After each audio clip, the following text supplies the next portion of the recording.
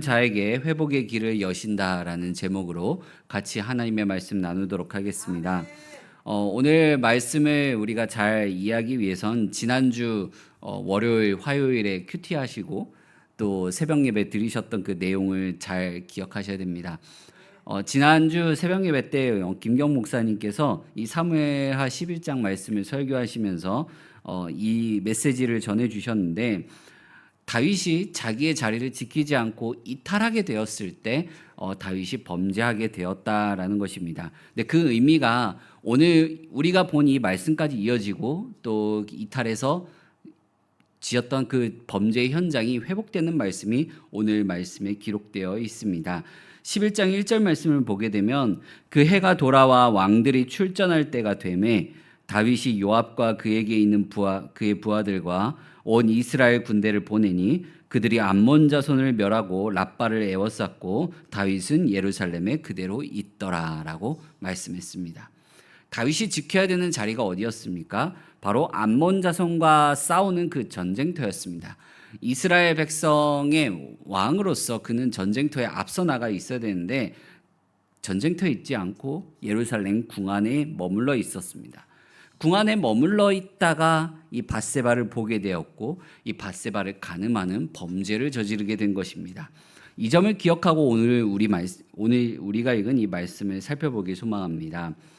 지난 시간 말씀을 통해서 밧세바는 어쩌면 이 모든 사건의 전말을 알게 되었습니다.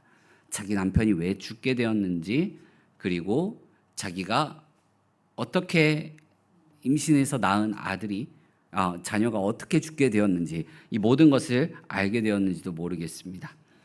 우리는 몇 가지 질문을 해볼 수 있습니다. 밧세바는 남편의 죽음에 대해 얼마나 알고 있었을까? 그리고 자신의 죄를 은폐하기 위해 남편을 죽인 다윗을 보며 어떤 생각이 이제 들었을까? 또 부정한 관계로 낳은 아이가 죽었을 때 그 슬픔의 깊이가 어느 정도였을까? 그리고 그 사건 이후로부터 이 밧세바는 다윗을 어떻게 바라보게 되었을까라는 것입니다. 또한 그 사실을, 그 부정을 저질렀던 자기 자신으로 말미암아 태어나지 않았을 수도 있는 아이, 그리고 죽지 않았을 수도 있는 그 아이가 죽게 되었을 때 그녀를 짓누르게 되었을 이 죄책감은 얼마나 컸을까입니다. 성경에서 말하고 있진 않지만 밧세바는 어쩌면 지금 앞에서 말씀드린 많은 고통들 중에 몇 가지를 간직한 여인입니다. 그리고 자식을 잃은 부모였습니다. 오늘 본문 24절 말씀을 함께 읽어보겠습니다. 다윗이 그의 아내 밧세바를 위로하고 그에게 들어가 그와 동침하였더니 그가 아들을 낳음에 그의 이름을 솔로몬이라 하니라. 여호와께서 그를 사랑하사. 아멘. 다윗이 그의 아내 밧세바를 위로하고라고 말씀합니다. 그냥 위로하고 그냥 한 번 가서 위로한 게 아니라요, 지속적으로 가서 위로한 거예요. 끊임없이 가서 위로를 해주었습니다. 아마도 다윗도 앞서 말씀드린 그런 무게감, 죄에 대한 무게감, 그리고 내가 이 여인에게 어떤 상처를 입히게 되었는지 알았기에 계속해서 찾아가 이 밧세바를 위로한 것입니다. 다윗의 이렇게 지속적인 노력으로 말미암아 밧세바도 이 아픔이 치유되었고, 또한 이제 또 다른 아들을 임신하여 낳게 됩니다. 그 아들의 이름이 평화라는 뜻으로 솔로몬이라고 짓게 됩니다. 지금까지 밧세바는 햇사람 우리아의 아내로 언급되었습니다. 그러나 지금은 성경에서 처음으로 다윗의 아내로 언급되었습니다. 이 다윗의 아내가 되어서 아들을 낳고, 그렇게 낳은 아들의 이름을 평화를 뜻하는 솔로몬이라 지었습니다. 이 아들을 낳았을 때 지난이 파란만장했던 자신의 인생을 돌아보게 되었을 겁니다. 남편을 잃은 순간, 남편이 전쟁터에 나간 순간, 그리고 자기가 부정을 저질렀던 순간, 남편이 죽었던 순간, 그렇게 해서 낳은 아들이 얼마나 예뻤겠습니까? 근데 그 아이가 죽게 되었을 때, 또 나단 선지자의 입술을 통하여 다윗이 어떤 잘못을 저질렀는지 알게 되었을 때, 그 이후에 다윗이 계속해서 찾아와서 자기를 위로해 주었고 했을 때 한편으로 엄청 미운 마음도 있고 내 마음을 짓누르는 이 죄책감도 있었을 것인데, 이제 이 솔로몬을 낳으면서 그녀의 인생에도 평화가 찾아온 것입니다. 어쩌면 이 밧세바는 그 고통의 시간들을 보내면서 하나님께, 하나님 내 마음에 평안을 주시옵소서, 하나님 내 마음이 너무 번잡합니다, 아픕니다, 괴롭습니다 라는 것을 계속해서 간구했었고, 그 간구에 대한 열매로 이 솔로몬을 얻게 된 것일 수도 있습니다. 그래서 그의 이름을 솔로몬이라 지은 것입니다. 한마디로 이 솔로몬이라고 하는 아들의 이름은 그녀에게 있어서 신앙 고백이었던 것입니다. 더 큰 축복은 하나님께서도 이렇게 태어난 아이의 이름을 특별히 사랑해 주셨습니다.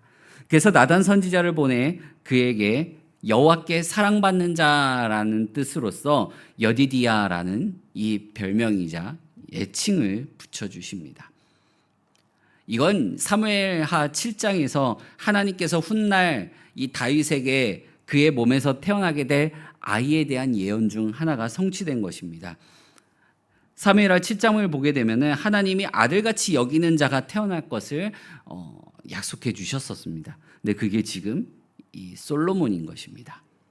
지금까지 다윗은 자신의 죄악으로 말미암아 괴로워했었고 밧세바는 깊은 상실감과 슬픔에 빠져 있었습니다. 바로 그 순간에 하나님께서 말씀하신 약속의 아이가 태어난 것입니다.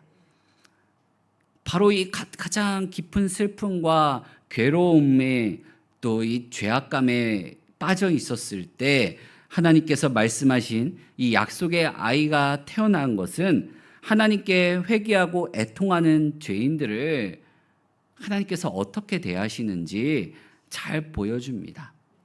우리는 이와 비슷한 얘기를 신약 성경에서 보게 되죠. 바로 돌아온 탕자 비유입니다. 이 탕자가 돌아왔을 때 아버지가 어떻게 합니까? 마을 잔치를 벌이고 이 아들을 맞이해 줍니다. 예수님께서도 한 영혼이 돌아오면 천국에서는 잔치가 열린다라고 말씀하십니다. 그러니 우리가 어떤 순간에서도 어떤 상황 속에서도 항상 주님 안에 있어야 합니다. 울어도 주님 안에서 울어야 되고요. 화를 내어도 주님 안에서 울어야 되고요. 괴로워해도 주님 안에서 울어야 됩니다. 원망을 해도 주님 안에서 원망을 해야 됩니다. 다윗이 위대했던 이유가 바로 여기에 있습니다. 죄악을 저질렀어도 금세 하나님 앞에서 돌아와 눈물로 통곡하고 간구했던 사람이었기 때문에 그렇습니다. 이렇게 오늘 우리가 읽은 이 말씀 속에 하나님께서 애통하고 또 죄를 회개하고 돌아오는 자들을 어떻게 대하시는지 보여줍니다. 그 전에 뭐가 있어야 되냐면 자기 자리로 찾아 돌아가는 모습이 있어야 됩니다. 오늘 우리가 읽은 이 말씀을 보게 되면 오늘 말씀으로써 이 암몬과의 전쟁이 마무리가 됩니다. 시간상 짧게는 9개월, 길게는 2년 이상 걸렸던 전쟁일 수도 있습니다. 다윗은 암몬과의 전쟁에서 자리를 지키지 못해 밧세바를 간음하게 되는 계기가 되었습니다. 사건이 벌어지고 있는 동안 다윗이 예루살렘에서 밧세바를 범하고 또한 이 범죄가 은폐되고 하는 이 모든 계략이 꾸며지는 동안에 요압은 뭘 하고 있었습니까? 암몬을 차근차근 점령해 나가고 있었습니다. 근데 암몬을 이제 다 점령해 나갈 때쯤에 보니 자기가 여기 마지막 이렇게 장식을 하면은 자기 이름이 널리 퍼질 것 같아 어떻게 합니까? 다윗에게 와서 왕의 자리를 뺏을 것을 어떻게 보면 와서 숟가락만 얹어주세요 하면서 초청장을 보낸 것입니다. 다윗은 곧바로 랍바로 가서 그 성을 공격하고 암몬 왕 한운의 왕관을 빼앗았습니다. 다윗은 이 전쟁으로 많은 전리품들을 얻게 됩니다. 다윗은 암몬과의 전쟁으로 전리품뿐만 아니라 또 이후에 솔로몬이 성전을 지을 때 부릴 수 있는 수많은 노동력도 함께 얻게 됩니다. 성전을 지을 때 얼마나 많은 금은보화와 또 수많은 일꾼들이 필요했는지 이후 말씀들을 보게 되면 나타나 있습니다. 다윗은 암몬 사람들의 수도 라빠를 정복함으로써 이제 원래 본인이 있어야 될 그 자리로 돌아온 것입니다. 다윗이 원래 이 자리를 지키고 있었다면, 암몬과의 전쟁이 발발했을 때부터 이 전쟁터의 자리를 지키고 있었다면 다윗의 미래는 달라졌을 것입니다. 시간상 솔로몬이 태어난 얘기가 먼저 나왔지만 다윗이 아이를 잃고 아이가 아픈 동안에 이렇게 전쟁터에 나가 있는 것이 원래 시간상 순서에 맞습니다. 다윗은 나단 선지자의 입술을 통하여 자신의 죄악을 알게 됐고, 또 하나님께서 자녀를 치심으로 고통 가운데 간구하며 있을 때에 자기가 원래 있어야 될 자리로 돌아간 것입니다. 자기가 원래 있어야 될 자리로 돌아온 순간부터 하나님께서 그를 향한 회복의 역사를 써내려 가셨습니다. 우리는 다윗의 모습을 통해 부르신 자리를 지키지 않는 불성실이 어떠한 죄악을 불러오는지 살펴보았습니다. 부르신 자리를 지키지 않는 죄는 나만 파괴하는 것이 아닙니다. 또 다른 누군가를 죄악의 길로 이끌고요, 슬픔에 빠지게 만듭니다. 사랑하는 성도 여러분, 여러분이 지켜야 될 자리는 어디입니까? 오늘 말씀을 통하여 나는 지금 그곳에 서 있는지, 나는 또 그곳에서 제대로 된 역할을 하고 있는지 돌아보아야 합니다. 오늘 말씀 속에서 다윗은 옛날에 온 이스라엘 백성들을 이끌고 전쟁터로 나아갔던 이 왕의 모습을 회복했습니다. 왕의 자리를 되찾았습니다. 우리도 각자 맡겨진 자리들이 있습니다. 근데 그 자리들 중에서 가장 중요한 자리가 무엇이냐면 바로 하나님 앞이라는 것입니다. 우리는 먼저 구원받은 하나님의 백성으로서 하나님 앞에 서는 그 자리를 회복해야 됩니다. 예배의 자리를 회복해야 됩니다. 기도의 자리를 회복해야 됩니다. 또한 나에게 주어진 그 직분에 합당한 봉사의 자리, 사역의 자리에 마땅히 있어야 하는 것입니다. 또 가정에서는 배우자로서 남편과 아내로서의 자리가 있습니다. 그리고 부모로서 또 내가 자녀들에게 보여야 될 그 자리가 있습니다. 또 직장에서도 마찬가지입니다. 내가 그냥 그 직장에 출근했다고 끝이 아닙니다. 그 자리에서 내 역할을 잘 감당하고 있는가, 성실하게 이행하고 있는가 아닌가가 중요한 것입니다. 내 삶 속에서 내 자리를 찾고 그 역할을 감당해내는 가장 쉬운 방법은 무엇이냐면 아까도 말씀드렸듯이 먼저 하나님 앞에 서는 것입니다. 하나님 앞에 서 있는 그 자리를 먼저 회복해야지 그 이후의 모든 일들이, 나의 역할이 회복되는 것입니다. 다윗이 본래 본인이 있어야 될 그 자리에 나아가 회복하게 되었을 때 밧세바를 계속해서 지속해서 찾아가 위로하는 그 위로가 회복된 것입니다. 왕으로서의 자리가 회복된 것입니다. 삶에서의 자리가 회복된 것입니다. 사랑하는 성도 여러분, 여러분의 삶의 자리는 어디에 있습니까? 우선은 우리가 하나님 앞에 서야 된다라는 사실을 가장 먼저 기억하고 하나님 앞에 나아가는 그 자리를 회복하시길 바랍니다. 그 자리가 온전히 회복이 된다면 내가 삶 속에서 마땅히 있고 맡아야 될 그 역할들을 자연스럽게 해나갈 수 있게 될 것입니다. 왜냐하면 그게 바로 코람데오, 하나님 앞에 살아가는 삶이기 때문에 그렇습니다. 오늘 말씀을 가슴속에 품고 오늘 하루 속에서도 하나님 앞에 서서 회복의 길로 나아가고 나에게 주어진 바 모든 역할을 잘 감당해내는 우리 모든 성도님들 되시기를 간절히 소망합니다. 우리 이 시간 함께 같이 기도하겠습니다. 이 시간 기도할 때 하나님, 내가 하나님 앞에 먼저 나아가길 소망합니다.